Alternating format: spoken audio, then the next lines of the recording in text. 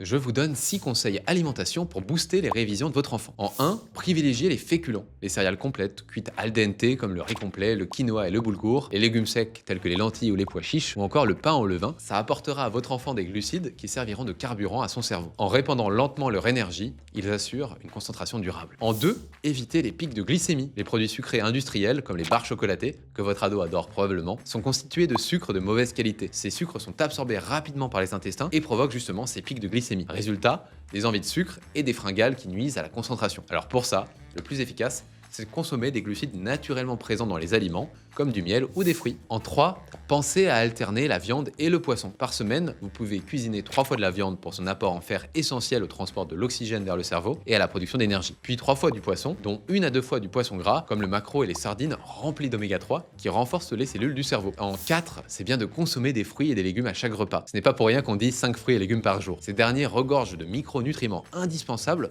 dont la vitamine C, qui booste les terminaisons nerveuses et permet la bonne communication entre les neurones. En 5, s'il boit du café, limitez-le à 2 par jour. La caféine va stimuler le système nerveux central et augmente donc la mémoire à court terme, l'attention et la concentration. Sauf que si sa consommation devient excessive ou tardive, elle favorise l'insomnie, la fatigue, l'anxiété, la nervosité. Donc, 2 cafés avant 15 heures, et puis après on passe à l'eau et sans restriction. En 6, pensez à cuisiner à l'huile. Les huiles apportent des acides gras et de la vitamine E, bénéfiques au cerveau. Je vous conseille donc l'huile d'olive et de coco pour cuisiner et celle de colza ou de noix pour assaisonner, à raison d'1 cuillère à soupe par repas. Et voilà, vous avez nos meilleurs conseils alimentation pour favoriser les révisions de votre enfant. Alors, quels ajustements allez-vous devoir faire? Dites-le nous en commentaire.